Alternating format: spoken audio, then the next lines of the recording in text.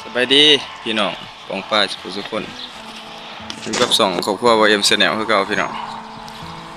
นี่บรรยากาศยามแรงๆออกหาเก็บขี้งัวพี่น้องเกลือไปเฮ็ดฝุ่นชีวภาพเฮ็ดปุ๋ยชีวภาพใส่ผักชีวภาพใส่ผักแล้วก็ใส่น้องแบบยามแรงๆบ่มีเวียกเฮ็ดพี่น้องออกมาตรงหน้าอากาศร้อนหลายพี่น้อง5 โมง 6 โมงหยังเนี่ยอากาศร้อนหลายอุณหภูมิ36 37องศายามแลงนะพี่น้องเราเอ็มเพิ่นมาช่วยคือกระตาเก็บไปนำนี่วิบลายพี่น้องไว้ขี้งัวเก็บข้าวเดียวพี่น้องเป็นกระตาเลยเก็บข้าวเดียวพวกกระตาหนึ่ง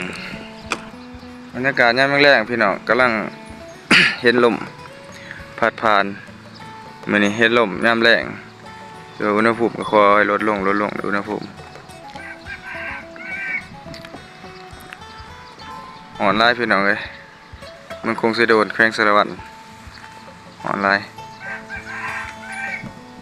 ทุกบอนทุกที่ก็สิอากาศจะคล้ายๆกันแหละพี่น้องแต่ว่า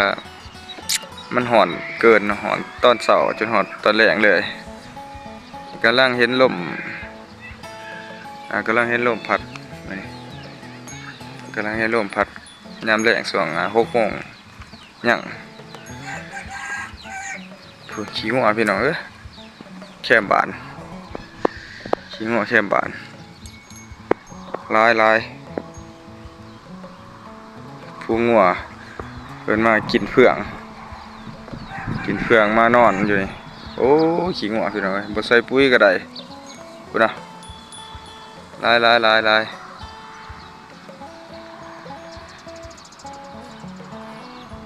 ว่า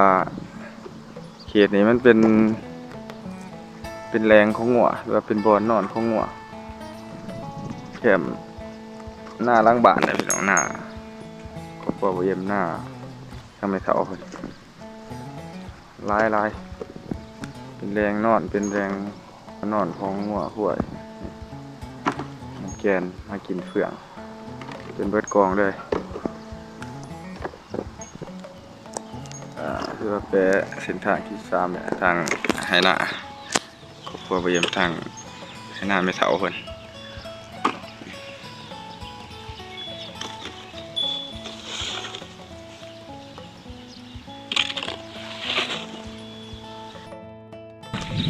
เก็บข้าวเดียวพี่น้องเอ้ยเต็มกระตาข้าวเดียวพอ2 นาที 3 นาที